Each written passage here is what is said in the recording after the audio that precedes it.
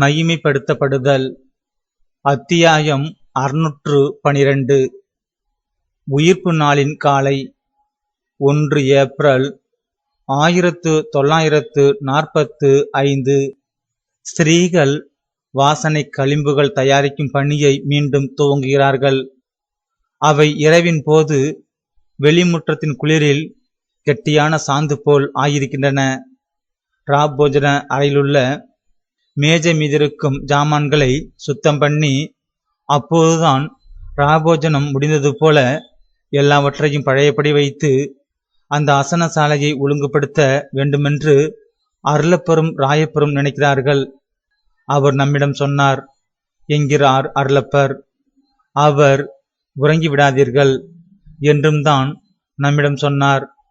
அவர் சொல்லியிருந்தார், பெருமை கொள்ளாதே ராயப்பா, சோதனை நேரம் அடுத்திருக்கிறது என்பதை நீ அறியாதிருக்கிறாயா என்று. மேலும் அவர் சொன்னார், நீ என்னை மறுதலிப்பாய் என்று. ராயப்பர் மீண்டும் அழுது கொண்டே தமது ஆழ்ந்த துக்கத்தில் நான் அவரை மறுதலித்தேன் என்கிறார்.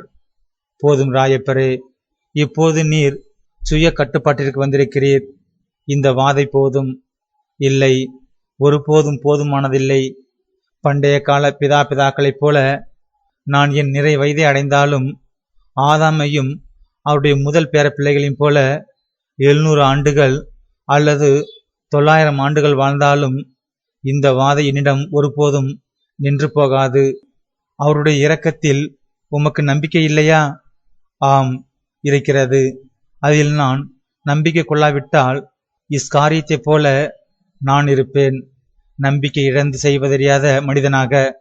ஆனால் அவர்தாம் திரும்பி சென்றுள்ள தமது பிதாவின் அந்தரங்கத்திலிருந்து என்னை மன்னிக்கிறார் என்றாலும் கூட என்னை நானே மன்னித்து கொள்ள மாட்டேன். நான் அந்த நேரத்தில் அவரை அறிந்திருப்பது ஆபத்தானது என்பதாலும், அவருடைய சீடனாக இருப்பதற்கு நான் வெட்கப்பட்டேன் என்பதாலும், வாதை அனுபவிக்க நான் பயப்பட்டேன் என்பதாலும் அவரை எனக்கு தெரியாது என்று சொன்ன நான். அவர் தமது மரணத்தை நோக்கி போய்கொண்டிருந்தார். நானோ என் உயிரை காப்பாற்ற நினைத்தேன். அதை காப்பாற்றுவதற்காக பாவம் செய்துவிட்டு ஒரு குழந்தையை பெற்ற பின் தன் குற்றத்தை அறியாத கணவனின் முன்பாக தன் உதரத்தின் கனியை வைத்துக் கொண்டிருப்பது தனக்கு ஆபத்து என்பதால் அதை மறுதலிக்கிற ஒரு பெண்ணைப் போல நான் அவரை மறுதலித்தேன். ஒரு விபசார ஸ்திரியை விட நான் மோசமானவன். அவர்களுடைய சத்தங்களால் கவனம் ஈர்க்கப்படுகிற மரிய மதலேன் உள்ளே வருகிறாள். சத்தம் போடாதீர்கள், மாதர் உங்கள் சத்தத்தை கேட்கக்கூடும். அவர்கள் மிகவும் களைப்பாயிருக்கிறார்கள். அவர்களிடம் இப்போது கொஞ்சம் கூட பலமில்லை. ஒவ்வொன்றும் அவர்களுக்கு வேதனை தருகிறது. உங்கள் பயனற்ற சூழ்நிலைக்கு பொருந்தாத கூச்சல்கள் நீங்கள் இருந்த நிலையை பற்றிய அவர்களுடைய வேதனையை புதுப்பித்துவிடும். பார்த்தாயா அருளப்பா, அமைதியாயிருக்கும்படி எனக்கு ஒரு பெண் உத்தரவிட முடியும். அவள் செய்வதும் சரியாகவே இருக்கிறது. ஏனென்றால் ஆண்டவருக்கு புனிதமான ஆண்களாகிய நம்மால் பொய் சொல்லவோ அல்லது ஓடிப்போகவோ மட்டும்தான் முடிந்திருக்கிறது. ஸ்திரீகள் வீரமுள்ளவர்களாக இருந்திருக்கிறார்கள். ஒரு ஸ்திரியை விட சற்று மேலானவனும் மிக இளையவனும் பரிசுத்தமானவனுமாகிய உன்னால் இங்கேயே இருக்க முடிந்திருக்கிறது. பலமுள்ள ஆண்களாகிய நாங்களோ ஓடிப்போய் விட்டோம். ஓ, இந்த உலகம் எவ்வளவாக என்னை நிந்தித்து வெறுக்க வேண்டும். என்னிடம் சொல் ஸ்திரியே, நீ சொன்னது சரியே. பொய் சொன்ன என் உதரின் மேல் உன் காலை வை. உன் காலணியின் கீழ்ப்பகுதியில் அவருடைய இரத்தத்தில் சிறிது ஒருவேளை ஒட்டிருக்கக்கூடும். சாலையின் சகதியோடு கலந்திருக்கிற அந்த இரத்தம் மட்டும்தான் மறுதலித்தவனுக்கு கொஞ்சம் மன்னிப்பையும் கொஞ்சம் சமாதானத்தையும் தர முடியும். உலகின் நிந்தைக்கு நான் பழக்கப்பட வேண்டும். நான் என்னவாயிருக்கிறேன்? சொல், நான் என்னவாயிருக்கிறேன்? நீர் அகங்காரம் நிறைந்தவராயிருக்கிறீர் என்று அமைதியாக பதில் சொல்கிறாள் மதலேன். துக்கமாக? அப்படியும் இருக்கிறீர். ஆனால் உமது துக்கத்தில் 10 பாகங்கள் 6 பாகங்கள் என்று சொல்லி உம்மை நோக செய்ய நான் விரும்பவில்லை. அவற்றில் 5 பாகங்கள் நிந்தைக்குரிய ஒருவனாக நீ இருப்பதை பற்றிய உமது துக்கமாக இருக்கின்றன. ஒரு முட்டாள் சிறிய போல புலம்புவதையும் வெறி பிடித்தவராக மாறுவதையும் மட்டுமே நீர் தொடர்வீரானால் நான் உம்மை மெய்யாகவே நிந்திப்பேன். நடந்தது நடந்துவிட்டது. இனி நடைமுறைக்கு ஒவ்வாத முறையில் கத்திக் கொண்டிருப்பது அதை சரி செய்யவோ நீக்கிவிடவோ முடியாது. மற்றவர்களின் கவனத்தை ஈர்க்கவும் தகுதியற்ற இரக்கத்திற்காக கொஞ்சமும் தான் அது பயன்படும். உம் மன திரும்புதலில் ஆண்மையோடு இரும். சத்தம் போடாதீர், செயல்படும். நான் உமக்கு தெரியும் நான் யாரென்று. ஆனால் வாந்தியை விட அதிக அருவருப்புக்குரியவள் நான் என்பதை உணர்ந்தபோது வலிப்புகளுக்குள் நான் விழவில்லை. நான் செயல்பட்டேன் வெளிப்படையாக. எனக்கு நானே இரக்கம் காட்டாமலும் மற்றவர்களுடைய பரிதாபத்தை கேட்காமலும் நான் இருந்தேன். உலகம் என்னை நிந்தித்து வெறுத்ததா? அது செய்தது சரியே. நான் அதற்கு தகுதி பெற்றிருந்தேன். பரத்தையின் ஒரு புதிய சபலம் என்று உலகம் சொன்னதா? சேசியுடன் நான் தஞ்சமடைந்ததை தேவ நிந்தை என்று அது கூறியதா? அது செய்தது சரியே. உலகம் என்னை முந்தைய நடத்தையை நினைத்தது. அது நடந்ததை என்னை பற்றிய அத்தகைய பேச்சுகளே நியாயப்படுத்தியது. அதனால் பாவியாயிருந்த மரியம்மாள் இப்போது இல்லை என்று உலகம் தன்னைத்தானே சம்மதிக்க செய்ய வேண்டியிருந்தது. என் வாழ்வின் நிகழ்வுகளை கொண்டு நான் உலகை நம்ப செய்தேன். நீரும் அதையே செய்யும். அமைதியாயிரும். நீ கடுமையாக பேசுகிறாய் மேரி என்று மறுப்பு தெரிவிக்கிறார் அருளப்பர். மற்றவர்களை விட என் மட்டில்தான் நான் அதிக கடுமையாயிருக்கிறேன். ஆனால் நான் அதை ஒத்துக்கொள்கிறேன். மாதாவின் மென்மையான கரம் என்னிடத்தில் இல்லை. அவர்கள் அன்பாகவே இருக்கிறார்கள். நான் என் சித்தத்தின் சாட்டையை கொண்டு என் உணர்வுகளை நான் அடித்து கொண்டேன். இன்னும் அதிகமாகவே அப்படி செய்வேன். இச்சை நிறைந்தவளாக இருந்ததற்காக என்னை நான் மன்னித்து விட்டேன் என்று நினைக்கிறாயா? இல்லை, இன்னும் மன்னிக்கவில்லை. ஆனால் என்னிடம் நான் அப்படித்தான் சொல்கிறேன். அதையே எப்போதும் நான் என்னிடம் திரும்ப திரும்ப சொல்வேன். நானே என்னை கெடுத்துக்கொண்டவளாக இருந்தது பற்றிய இரகசிய வருத்தத்தாலும் என்னை நானே அவசங்கைப்படுத்திக் கொண்டதும் ஒரு மிதிப்பட்ட இருதயத்தை மட்டுமே என்னால் அவருக்கு தர முடிந்ததுமாகிய தேற்றப்பட முடியாத துயரத்தாலும் பட்சிக்கப்பட்டவளாக நான் மறிப்பேன். பாருங்கள், வாசனை கழும்புகளை தயாரிப்பதில் மற்றவர்களை விட நான் அதிகம் வேலை செய்திருக்கிறேன். மற்றவர்களை விட அதிக தைரியத்துடன் நானே அவருடைய கட்டுகளை அவிப்பேன். ஓ சர்வேசுரா, அவர் இப்போது எப்படி இருப்பார்? மரிய மதலின் இந்த நினைவே வெளிரி போக செய்கிறது. அவருடைய கணக்கற்ற காயங்களின் மீது நிச்சயமாக முழுவதும் கரைப்பட்டு போயிருக்கும் பழைய களிம்புகளை அகற்றிவிட்டு புது களிம்புகளால் நானே அவரை மூடுவேன். மற்ற ஸ்திரீகள் பெருமழைக்கு பின் தரையில் படர்ந்து அல்லது கொழு கொம்பில் ஏறி அதை இறுக பற்றி கொள்ளும் கொடிகளைப் போல இருப்பதால் நானே அதை செய்வேன். ஆனால் அசுத்த இச்சைகளோடு வருடர்கள் செய்வதே பழக்கப்பட்ட என்னுடைய இந்த கரங்களை கொண்டு அதை செய்ய வேண்டியிருப்பதும் இந்த என்னுடைய அசுத்த சரீரத்துடன் பரிசுத்தரான அவரை அணுகி செல்ல வேண்டியிருப்பதும் என்னை துயரத்திற்கு உள்ளாக்குகிறது. இந்த இறுதி பூசுதலை செய்து முடிக்க பசுத்த கன்னித்தாயருடைய கரங்களை கொண்டிருக்க நான் ஏக்கமாயிருக்கிறேன். மேரி இப்போது மௌனமாக ஏங்குதல்களன்றி அடிகிறாள். நமக்கு எப்போதும் சித்தரித்து காட்டப்பட்ட வெளிப்பகட்டான மேரிடமிருந்து இவள் எவ்வளவு வேறுபட்டிருக்கிறாள். பரிசேயன் வீட்டில் நான் மன்னிக்கப்பட்ட நாளில் தான் அழுதது போலவே அவள் இப்போதும் சத்தமில்லாமல் அழுகிறாள். ஸ்திரீகள் பயப்படுவார்கள் என்றா நீ சொல்கிறாய் என்று ராயப்பர் அவளிடம் கேட்கிறார். பயப்பட மாட்டார்கள். ஆனால் ஏற்கனவே நிச்சயமாக அழுகையும் வீங்கியும் கருத்தும் போயிருக்கும் அவருடைய உடலை பார்த்து ஸ்திரீகள் நிலை குலைந்து போவார்கள். அதுபோக இது நிச்சயம், அவர்கள் காவலர்களை பார்த்து பயப்படுவார்கள். நான் வர வேண்டுமென்று விரும்புகிறாயா அருளப்பனோடு? நிச்சயமாக இல்லை. நாங்கள் பெண்கள் எல்லாரும் போகிறோம். ஏனென்றால் அங்கே மேலே நாங்கள் எல்லாரும் இருந்தது போலவே அவருடைய மரணப்படுக்கையை சுற்றியும் நாங்கள் எல்லாரும் இருப்பதுதான் நன்றாயிருக்கும். நீரும் அருளப்பரும் இங்கேயே இருங்கள். அவர்கள் தனியாக இருக்க முடியாது. அவர்கள் மாதா வரவில்லையா? அவர்களை நாங்கள் வரவிட மாட்டோம். மரித்தோரிடமிருந்து அவர் உயிர் தெழுவார் என்று அவர்கள் உறுதியாக நம்புகிறார்கள். நீ என்ன நினைக்கிறாய்? மாதாவுக்கு பிறகு அதிகமாக விசுவசிக்கிறவள் நான் தான். இது நடக்க முடியும் என்று நான் எப்போதுமே நம்பி வந்திருக்கிறேன். மேலும் அவர் ஒருபோதும் பொய் சொல்ல மாட்டார்.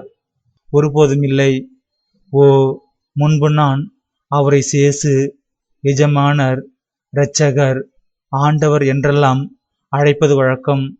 இப்போது நான் அறிந்திராத அளவுக்கு அவர் மிக உயர்ந்தவராக இருக்கிறார் என்று நான் உணர்வதால் இனிமேல் அவரை எந்த பெயரை கொண்டும் அழைக்க நான் துணிய மாட்டேன். அவரை காண்கிற போது நான் அவரிடம் என்ன சொல்வேன்? அவர் உயிர் தெழுவார் என்று நீ உண்மையாகவே நினைக்கிறாயா? இன்னொன்று, ஓ, நான் விசுவசிக்கிறேன் என்று உம்மிடம் சொல்வதும் நீர் விசுவசிக்கவில்லை என்று சொல்வதை கேட்பதும் நானே அவரை மேற்கொண்டு விசுவசியாமல் போகும் நிலைக்கு என்னை தள்ளிவிடும். நான் விசுவசித்து வந்திருக்கிறேன், விசுவசிக்கிறேன். நான் அவரை விசுவசிப்பேன். நீண்ட காலத்திற்கு முன் அவருக்கு ஓர் ஆடையை நான் தயாரித்தேன். நாளைக்கு 3ஆம் நாள் என்பதால் நாளைக்கு அது தயாராக இருக்கும்படி அதை இங்கு கொண்டு வருவேன்.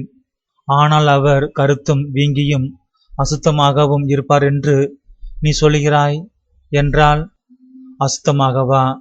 என்றுமில்லை, பாவமே அசுத்தமானது. ஆனால் உண்மைதான், அவர் கருத்திருப்பார். அதனால் என்ன? லாசர் ஏற்கனவே அழுகி போயிருக்கவில்லையா? இருந்தாலும் அவர் உயிர்த்தார். அவருடைய சரீரமும் குணப்படுத்தப்பட்டது. ஆனால் நான் அப்படி சொன்னால் அமைதியாயிருங்கள்.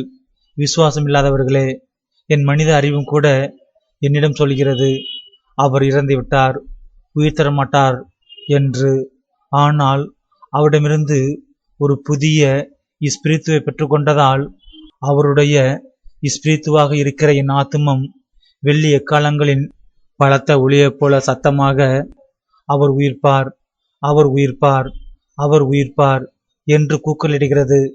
உங்கள் சந்தேகங்களாகிய செங்குத்தான மலைப்பாறைகளை நோக்கி ஒரு சிறு படகைப் போல ஏன் என்னை சுழற்றி எறிகிறீர்கள்?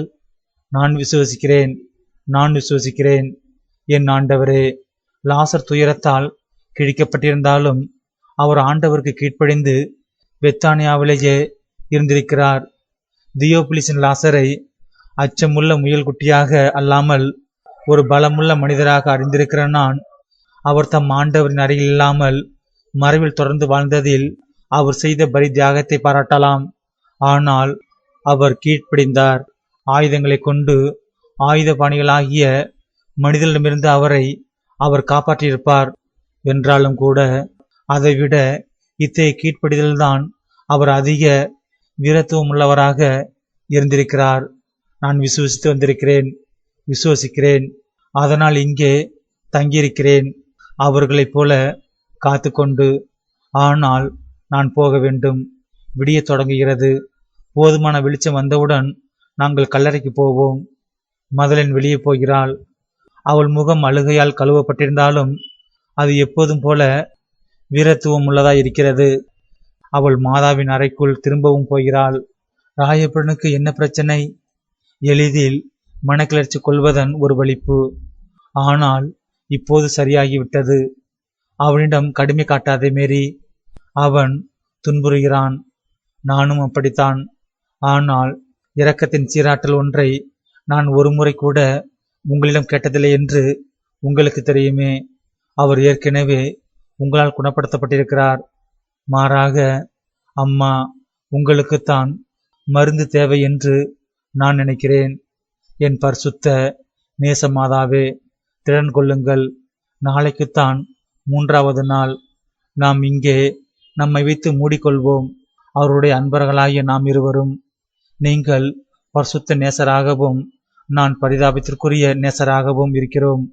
ஆயினும் என் முழு சுயத்தோடும் என்னால் முடிந்த வரைக்கும் நான் அவரை நேசிக்கிறேன். நாம் அவருக்காக காத்திருப்போம். விசுவாசியாத மற்றவர்களை அவர்களுடைய சந்தேகங்களோடு அதோ அங்கே பூட்டி வைப்போம். நான் இங்கே பல ரோஜாக்களை வைப்பேன். அந்த பெட்டியை நான் இன்று உங்களுக்கு கொணர செய்வேன். நான் மாளிகைக்கு போய் லேவிக்கு உத்தரவுகள் கொடுப்பேன். இந்த எல்லா பயங்கரத்துக்குரிய பொருள்களும் மறைத்திட வேண்டும். நம் உயிர்த்த ஆண்டவர் அவற்றை காணக்கூடாது. ஏராளமான ரோஜாக்கள், நீங்கள் ஒரு புது புத்தாடையை அணிய வேண்டும். அவர் இப்படி உங்களை காணக்கூடாது. நான் உங்களுக்கு தலை சீவி விடுவேன். கண்ணீரால் உருவிழைந்திருக்கிற உங்கள் பரிதாபமான முகத்தை நான் கழுவுவேன்.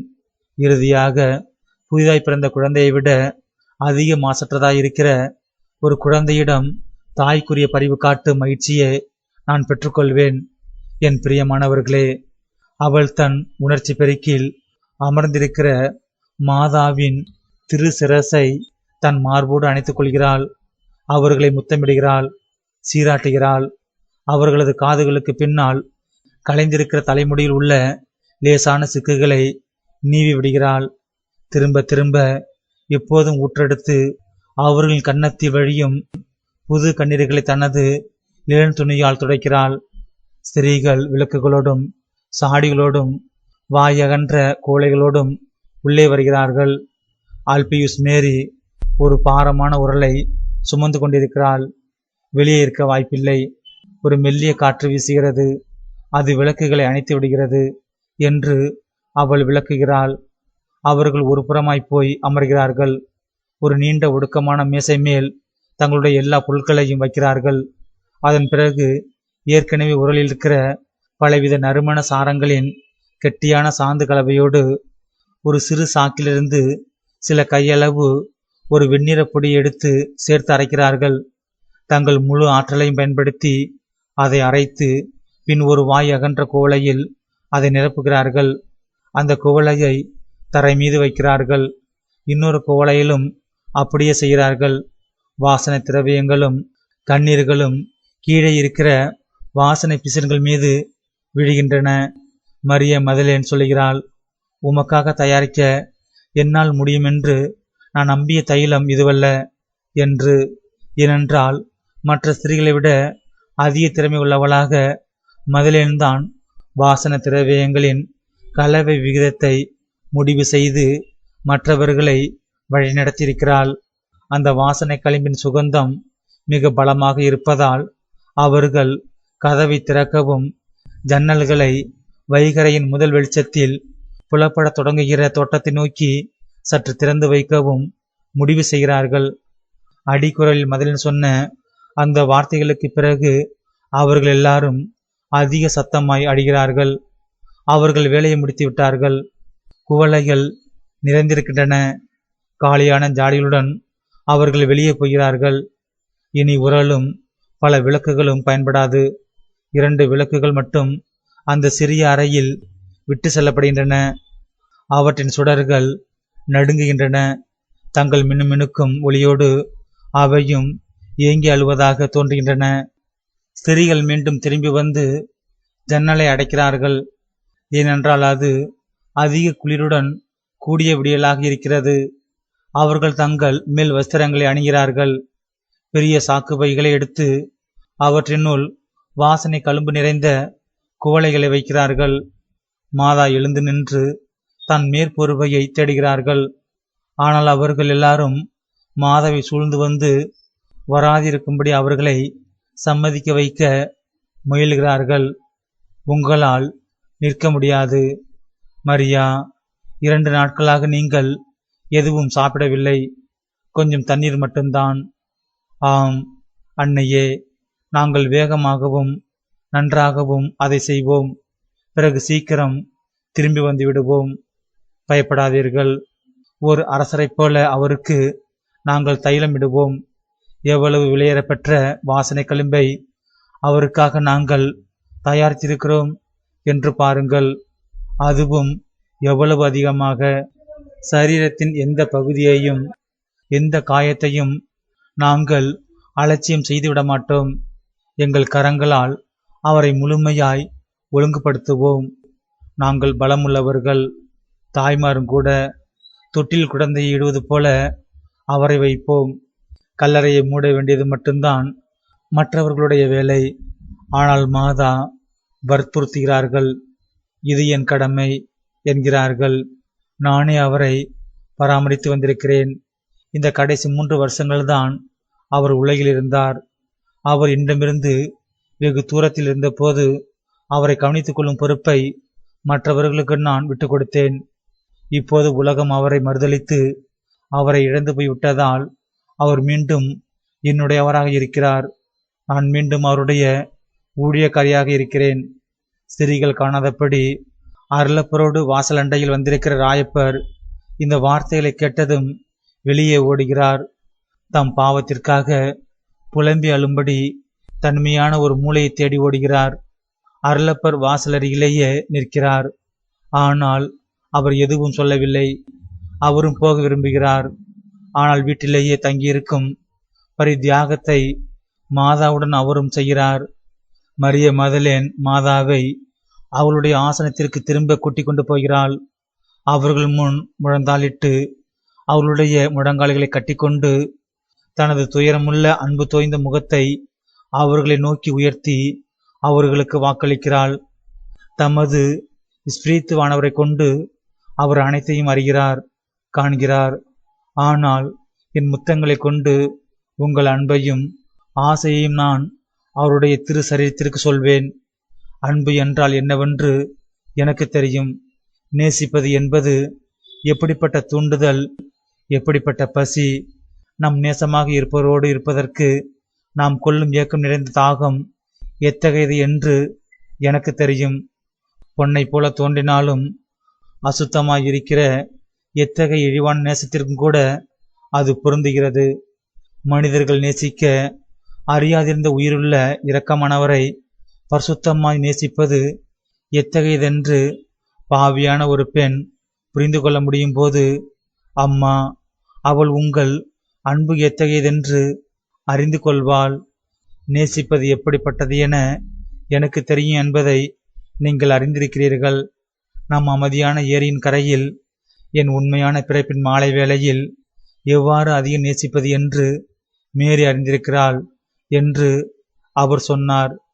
சாய்வாக இருக்கிற ஒரு வட்டிலிருந்து நிரம்பி வடிகிற நீரைப் போலவும், ஒரு சுவரில் கீழ்நோக்கி வளர்ந்து இறங்குகிற மலர்கள் நிரம்பிய ரோஜா தோட்டம் போலவும், மரத்துண்டுகளை கண்டுபிடித்து பரவி வளர்கிற தீச்சுவாலை போலவும் இறங்குகிற என்னுடைய பொங்கி பெருகுகிற அன்பானது அவர் மேல் ஊற்றப்பட்டுள்ளது. அவரிடமிருந்து என் அன்பு புது பலத்தை பெற்றுள்ளது.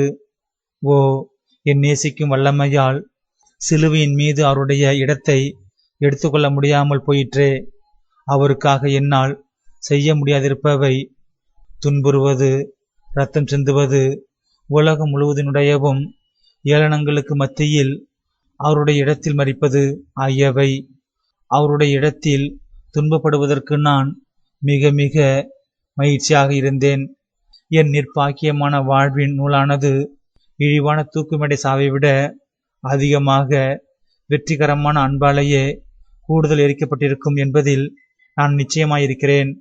அந்த சாம்பலிலிருந்து புதிய கன்னிமை வாழ்வின் பனி வெண்மையான புத்தம் புது மலர் முளைத்து வந்திருக்கும்.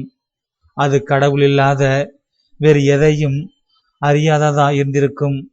அவருக்காக நான் செய்ய முடியாத இவை எல்லாவற்றையும், அம்மா, என் முழு இருதயத்தோடும் நான் நேசிக்கிற உங்களுக்காக இன்னமும் என்னால் செய்ய முடியும். என்னை நம்புங்கள்.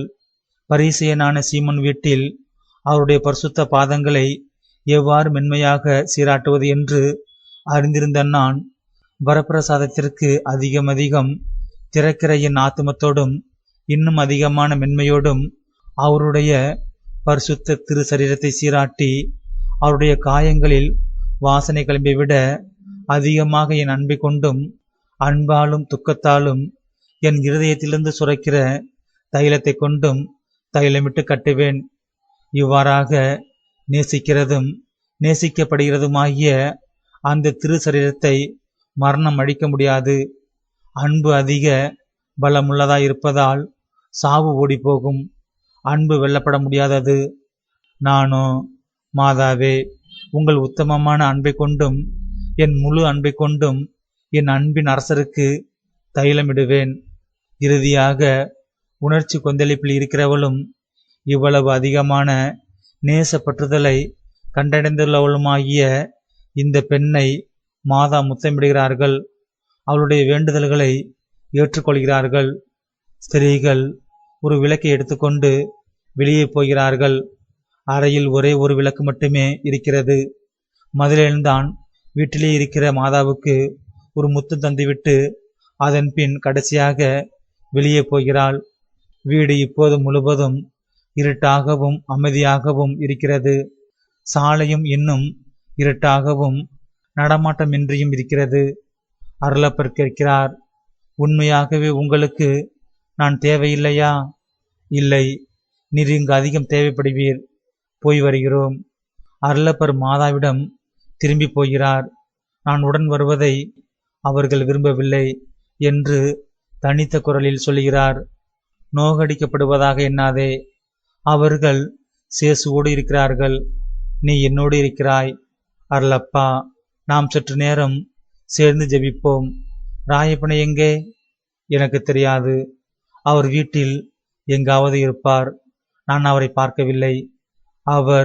அவர் கூடுதல் பலமடைந்திருக்கிறார் என்று நான் நினைக்கிறேன். நானும் துன்பப்படுகிறேன். ஆனால் அவனுக்கு 2 துயரங்கள் உள்ளன. உனக்கு ஒன்றுதான். வா, அவனுக்காகவும் சேர்ந்து நாம் ஜெபிப்போம். மாதா மெதுவாக பரலோக மந்திரம் சொல்கிறார்கள். அதன் பின் அவர்கள் அருளப்பரிடம் அன்பு பாராட்டி, ராயப்பனிடம் போ, அவனை தன்னந்தனியாக விடாதே. உலகத்தின் மிக மெல்லிய ஒளியை கூட தாங்க முடியாத அளவுக்கு இந்த நேரம் முழுவதும் அவன் எவ்வளவோ அதிகமாக இருளில் இருந்திருக்கிறான். உன் இழக்கப்பட்ட சகோதரனின் அப்போஸ்தலனாயிரு. அவனிடமிருந்து உன் போதனையை தொடங்கு. நீ உன் நீண்ட சாலையில் நீ எப்போதும் அவனை போன்ற ஆட்களை பார்ப்பாய். உன் தோழனிடமிருந்து உன் வேலையை தொடங்கு. ஆனால் நான் என்ன சொல்வேன் எனக்கு தெரியவில்லையே. எதை சொன்னாலும் அவர் அழுகிறாரே. அவருடைய அன்பின் கட்டளையை அவனுக்கு எடுத்து சொல். பயப்பட மட்டும் செய்கிறவன் போதுமான அளவுக்கு கடவுளை அறிந்திருக்கிறான். ஏனென்றால் அவர் அன்பாயிருக்கிறார் என்று சொல். நான் பாவம் செய்தேன் என்று அவன் உன்னிடம் சொல்வாரென்றால், பாவிகளுக்காக தமது ஏக பேரான திருசுதனையே அனுப்பும் அளவுக்கு கடவுள் அவர்களை நேசிக்கிறார் என்று சொல். இவ்வளவு அதிகமான அன்பிற்கு நாம் பதில் அன்பு காட்ட வேண்டும் என்று அவனுக்கு கூறு.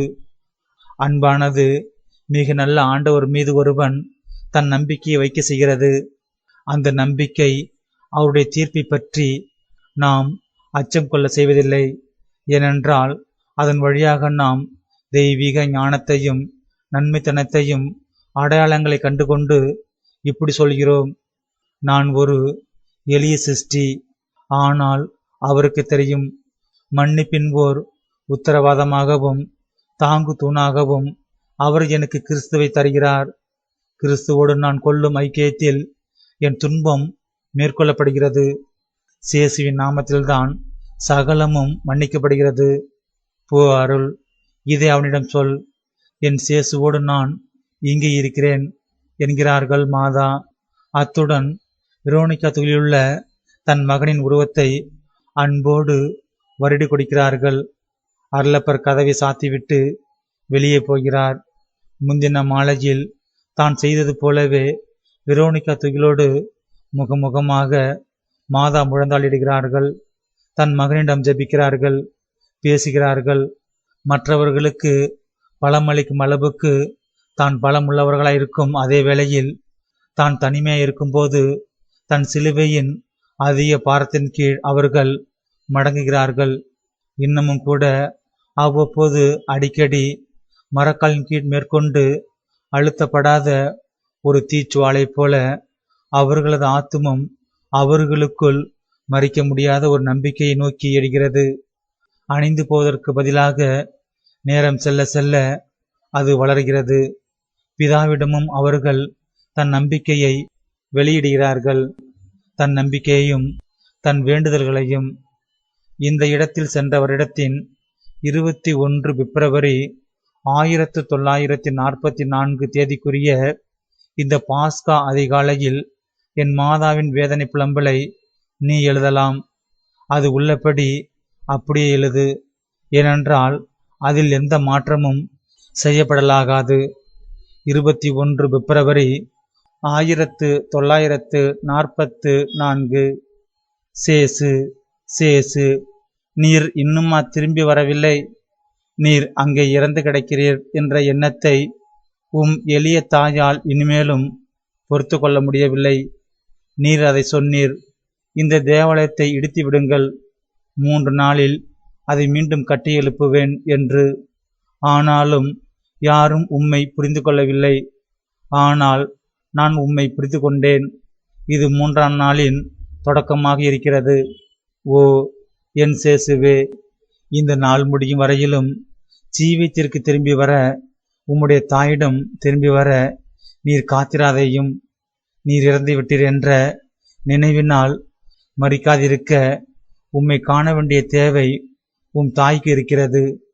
நான் உம்மை விட்டு வந்த அந்த நிலையில் உம்மை நினைப்பதால் நான் மறிக்காதிருக்கும்படி அழகானவராகவும் ஆரோக்கியமானவராகவும் வெற்றி வீரராகவும் உம்மை காண்பது அவளுக்கு தேவையாயிருக்கிறது. ஓ பிதாவே, பிதாவே, என் மகனை என்னிடம் திரும்ப தந்துவிடும். ஒரு மரித்த சரீரமாக அல்லாமல் ஒரு மனிதனாகவும், தீர்ப்பிடப்பட்ட ஒரு மனிதனாக அல்லாமல் ஓர் அரசனாகவும் அவர் திரும்பி வருவதை நான் காணும்படியாக. பிற்பாடு பரலோகத்தில் உம்மிடம் அவர் திரும்பி வருவாரென எனக்கு தெரியும். ஆனால் இவ்வளவு அதிகமான தீமையிலிருந்து குணப்படுத்தப்பட்டவராகவும், இவ்வளவு அதிகமான பலவீனத்திற்கு பிறகு பலமுள்ளவராகவும், இவ்வளவு அதிகமாகவும் போராடிய பிறகு வெற்றி பெற்றவராகவும், மனிதர் நிமித்தமாக துன்புற்ற இவ்வளவு அதிகமான மனுஷியத்திற்கு பிறகு சர்வேஸ்வரனாகவும் அவரை நான் பார்த்திருப்பேன். அவருக்கு அருகில் இருக்கும் வாய்ப்பை நான் இழந்தாலும் கூட நான் மகிழ்ச்சியாயிருப்பேன். பரிசுத்த பிதாவே, அவர் உம்மோடு இருக்கிறார் என்று நான் அறிந்திருப்பேன். அவர் என்றென்றைக்குமாக துன்ப துயரத்திலிருந்து விடுவிக்கப்பட்டிருக்கிறார் என்று நான் அறிந்திருப்பேன். இப்போதோ அதற்கு பதிலாக அவர்கள் அவருக்கு தந்த எல்லா துயரங்களாலும் கொல்லப்பட்டவராக அவர் அங்கே ஒரு கல்லறையில் இருக்கிறார். என் சுதனாகிய சர்வேஸ்வரன், உமது சீவியராகிய சுதன் ஒரு கல்லறையின் இருட்டில் மனிதன் கதியை பகிர்ந்து கொண்டிருக்கிறார் என்பதை என்னால் மறக்க முடியவில்லை. பிதாவே, பிதாவே, உமது அடிமையானவள் கூறுவதை கேளும். அந்த ஆகட்டும் என்ற வார்த்தையின் காரணமாக உமது சித்தத்திற்கு நான் கீழ்ப்படிந்ததற்காக உம்மிடமிருந்து நான் ஒருபோதும் எதையும் கேட்டதில்லை. அது உமது சித்தமாயிருந்தது. உமது சித்தமே என்னுடையதாகவும் இருந்தது. பரிசுத்த பிதாவே, என் சித்தத்தை சித்தத்திற்கு பலியாக்கியதற்காக எதையும் நான் வலுக்கட்டாயமாக கேட்க வேண்டியிருந்ததில்லை. ஆனால் இப்போது தூதராக வந்த சம்மனசனரிடம் நான் சொன்ன அந்த ஆகட்டும் என்ற வார்த்தை நிமித்தமாக, ஓ பிதாவே, நான் சொல்வதை கேட்பீராக. அவர் இப்போது வாதனையிலிருந்து விடுபட்டிருக்கிறார். ஏனென்றால் காலை நேரத்தின் சித்திரவதைகளுக்கு பின் அந்த 3 மணி நேர வாதையை கொண்டு அவர் எல்லாவற்றையும் நிறைவேற்றிவிட்டார். ஆனால் நான் கடந்த 3 நாட்களாக இந்த கொடிய வேதனையில் இருக்கிறேன். என் இருதயத்தை பார்க்கவும் அதன் துடிப்புகளை கேட்கவும் உம்மால் முடிகிறது. நீர் காணாமல் ஒரு பறவையின் ஓர் இறகு முதலாய் விடுவதில்லை என்றும், உமது சூரிய ஒளியையும் உமது பனித்துளியையும் கொண்டு உம்மால் தேற்றப்படாமல் எந்த ஒரு காட்டுப்பூவும் தனது வாதையில் மரிப்பதில்லை என்றும் நம் சேசு கூறினார். ஓ பிதாவே, இந்த துக்கத்தால் நான் மரிக்கிறேன். ஒரு புதிய இறகை கொண்டு நீர் உடுத்துவிக்கிற ஒரு குருவிக்கு நீ செய்கிற விதமாகவும் உமது இரக்கத்தில் மலருக்கு அனலூட்டி அதன் தாகத்தை தணிக்கிறது போலவும் எனக்கும் செய்தருளும். துக்கத்தினால் உறைந்தவளாக நான் மரிக்கிறேன். என் நாளங்களுக்குள் இரத்தம் இல்லை. முன்பு அது முழுவதும் உம்முடையவும் என்னுடையவும் குமாரனை போஷிக்கும்படியாக தாயமுதாக மாறியது. இப்போது எனக்கு குமாரன் இல்லாதனால் அது முழுவதும் கண்ணீராக மாறியுள்ளது. அவர்கள் அவரை கொன்று விட்டார்கள். பிதாவே, எப்படி என்று உமக்கு தெரியுமே. என்னிடம் இரத்தமே இல்லை. வியாழன் இரவிலும் துயரம் நிறைந்த வெள்ளியன்றும் நான் அவரோடு அதை சிந்திவிட்டேன். இந்த நரம்புகள் வெட்டப்பட்டுவிட்ட ஒருத்தியைப் போல நான் குளிர்ந்திருக்கிறேன். சூரியன் எனக்காக மேற்கொண்டு ஒளி வீசவில்லை. ஏனென்றால் என் பரிசுத்த சூரியன், என் ஆசீர்வதிக்கப்பட்ட சூரியன், தமது தாயின் சந்தோஷத்திற்காகவும் உலக இரட்சணியத்திற்காகவும் என் உதரத்திலிருந்து பிறந்த சூரியனாகிய அவர் இறந்திருக்கிறார். எனக்கு அன்னபானம் எதுவுமில்லை. ஏனென்றால் அவருடைய வார்த்தையை பருகியவளும் அவருடைய பிரசன்னத்தை கொண்டு தன் தாகத்தை தணித்து கொண்டவளுமாகிய அவருடைய தாய்க்கு சகலத்திலும் அதிக இனிமையான ஊற்றாயிருந்த அவர் இப்போது என்னோடு இல்லை. உலர்ந்த மணலில் கிடக்கிற ஒரு பூவைப் போல் நான் இருக்கிறேன். நான் மரிக்கிறேன். பரிசுத்த பிதாவே, அவரை மரிக்கிறதால் நான் மரிப்பதற்கு பயப்படவில்லை. ஆனால் என்னை ஆதரிக்க யாரும் இல்லை என்றால் என் குமாரனின் இந்த சிறியவர்கள் மிக பலவீனமாயும் மிக அச்சமுள்ளதாயும் மிக நிலையற்றதாயும் இருக்கிற இந்த அவருடைய சிறு மந்தையை என்ன செய்ய முடியும்? நான் ஒன்றுமில்லை பிதாவே. ஆனால் என் திருசுதனின் விருப்பங்களினால் நான் ஆயுதம் தரித்த மனிதர்களின் ஓர் அணிவகுப்பைப் போல் இருக்கிறேன். நான் பாதுகாக்கிறேன். ஒரு பெண் ஓநாய் தன் குட்டிகளை பாதுகாப்பது போல அவருடைய சத்தியத்தையும் அவருடைய வாரிசுகளையும் நான் பாதுகாக்கிறேன். மேலும் பாதுகாப்பேன். என் குமாரனுக்கும் அதன் விளைவாக உமக்கும் சொந்தமாயிருக்கிறதை பாதுகாக்கும்படியாக பெட்டை ஆட்டுக்குட்டியாக இருக்கிற நான் ஒரு பெண் ஓநாயாக மாறுவேன். நீர் அதை கண்டிருப்பதாவே. 8 நாட்களுக்கு முன் இந்த பட்டணம் தன் ஒலிவ மரங்களையும் தன் வீடுகளையும் தன் தோட்டங்களையும் தன்னில் வசிக்கிறவர்களையும் உருவி எடுத்து உரத்த சத்தமாய் தாவீதின் குமாரனுக்கு ஓசன்னா, ஆண்டவரின் திருநாமத்தினால் வருகிறவர் ஆசீர்வதிக்கப்பட்டவர் என்று கூவியது. கிளைகள், உடைகள், துணிகள், மலர்கள் ஆகியவற்றின் கம்பளங்களின் மீது நடந்தபடி அவர் கடந்து சென்றபோது அதன் குடிமக்கள் ஒருவரிடம் அவரை சுட்டிக்காட்டி, அவர்தான் சேசு, கலிலேயாவின் நாசரத்திலிருந்து வந்த தீர்க்கதரிசி, அவரை இஸ்ராயலின் அரசராயிருக்கிறார் என்றார்கள். அந்த கிளைகள் இன்னும் வாடுவதற்கு முன்பே இவ்வளவு அதிகமான ஓசன்னா கீதங்கள் வழியாக அவர்களது குரல்கள் இன்னமும் கரகரப்பாக ஒலித்து கொண்டிருந்த போதே அவர்கள் தங்கள் கூச்சல்களை குற்றச்சாட்டுகளாகவும் சாபங்களாகவும் மரணத்திற்கான வேண்டுகோள்களாகவும் மாற்றிக்கொண்டார்கள். வெற்றி நிமித்தமாக தாங்கள் வெட்டிய ஒலிவ கிளைகளை கொண்டு தாங்கள் மரணத்திற்கு கூட்டி சென்ற உமது செம்மறி புருவையானவரை அடிப்பதற்கு குறுந்தடிகளை செய்து கொண்டார்கள். அவர்கள் மத்தியிலிருந்து அவர்களோடு பேசிக்கொண்டும் அவர்களை பார்த்து புன்னயித்து கொண்டும் இருதயங்களை உருக செய்தவையும் தங்களால் பார்க்கப்பட்ட கற்களையும் நடுங்க செய்தவையுமான தமது திருவிழிகளால் அவர்களை பார்த்து கொண்டும் அவர்களுக்கு உதவி கொண்டும் போதித்து கொண்டும் இருந்த போதே அவர்கள் இவ்வளவு அதிகம் அவருக்கு செய்திருக்கிறார்கள் என்றால் அவர் உம்மிடம் திரும்பி வந்த பிறகு என்னவெல்லாம் செய்வார்கள்? அவருடைய சீடர்கள், நீர் அவர்களை கண்டிருக்கிறீர். ஒருவன் அவரை காட்டிக் கொடுத்தான், மற்றவர்கள் ஓடிவிட்டார்கள். அவர் அடிபட்ட அதே கணத்தில் கோடையான ஆடுகளைப் போல அவர்கள் ஓடிப்போய் விட்டார்கள். அவர் மரித்து கொண்டிருந்த போதும் கூட அவர்கள் அவரை சூழ்ந்து தங்கியிருக்கவில்லை. ஒரே ஒருவன், அவர்கள் அனைவரிலும் இளையவன் மட்டும்தான் நிலைத்திருந்தான். இதோ மூத்தவன் வருகிறான். ஆனால் அவன் ஏற்கனவே ஒரு தடவை அவரை மறுதலித்து விட்டான். அவனை கண்காணிக்கும்படி சேசு இங்கு இல்லை என்றால் தன் விசுவாசத்தில் அவன் நிலைத்திருப்பானா? நான் ஒன்றுமற்றவள். ஆனால் என் குமாரனின் ஒரு சிறு பாகம் என்னில் இருக்கிறது. என்னிடம் குறைவுபடுவதை என் நேசம் நிறைவு செய்து அந்த குறையை அகற்றுகிறது. எனவே உமது குமாரனுக்கும் ஒருபோதும் சமாதானத்தை காணாததும் காற்றுகளால் வேரோடு சாய்க்காதபடி ஆழமாக வேரடிக்க வேண்டிய தேவை உள்ளதுமாய் இருக்கிற அவருடைய திருசபைக்கும் பயனுள்ள ஏதோ ஒன்றாக நான் ஆகிறேன். நான் தான் அந்த திருச்சபையை கவனித்துக் கொள்ள வேண்டியவளாக இருக்கிறேன். ஒரு விழிப்புள்ள தோட்டக்காரனைப் போல அது பலமுள்ளதாகவும் தன் தொடக்கத்திலிருந்தே நேரானதாகவும் வளரும்படி நான் அதை பார்த்து கொள்வேன். அதன் பிறகு சாகிறதை பற்றி நான் கவலைப்பட மாட்டேன். ஆனாலும் இனிமேலும் சேசு இல்லாமல் நான் இருந்தேன் என்றால் என்னால் ஜீவிக்க முடியாது.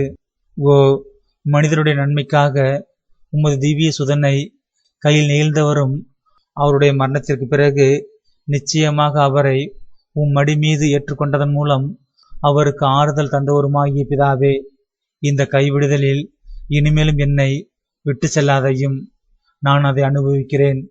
மனிதரின் நன்மைக்காக அதை ஒப்புக் கொடுக்கிறேன். ஆனால் இப்போது எனக்கு ஆறுதல் தரும் பிதாவே, பிதாவே இரக்கமாயிரும். சுதனே இரக்கமாயிரும்.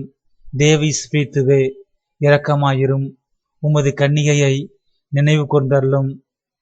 1 ஏப்ரல் 1945. பின்னர் தரையில் சாஷ்டாங்கமாக விழுந்து மாதர் தன் வழக்க முறையோடும் தன் இருதயத்தோடும் ஜெபிப்பதாக தோன்றுகிறார்கள். அவர்கள் உண்மையாகவே நசுக்கப்பட்டிருக்கிற ஒரு பரிதாபத்திற்குரிய பொருளாக இருக்கிறார்கள். தானே விவரித்த அந்த வாடிப்போன மலரைப் போல அவர்கள் தோன்றுகிறார்கள். ஒரு குறுகிய ஆனால் பலத்த நிலநடுக்கத்தின் அதிர்வை கூட அவர்கள் கவனிக்கவில்லை. அது அந்த வீட்டு எஜமானையும் எஜமானியையும் அலறிக்கொண்டு வெளியே ஓட செய்கிறது. அதே வேளையில் சாவை போல விழித்திருக்கிற ராயப்பரும் அருளப்பரும் தங்களை இழுத்துக்கொண்டு அறையின் வாசல் வரைக்கும் செல்கிறார்கள். ஆனால் தனது ஜெபத்தினுள் கிரகடிக்கப்பட்டவர்களாகவும் எதையும் கவனிக்காதவர்களாகவும் கடவுளாக இல்லாத வேறு எதையும் அறியாதவர்களுமாக இருக்கிற மாதாவை அவர்கள் கண்டவுடன் கதவை மூடிவிட்டு உள்ளே வருகிறார்கள். பயந்து போயிருப்பதால் அவர்கள் ராபோஜன அறைக்குள் திரும்பி செல்கிறார்கள்.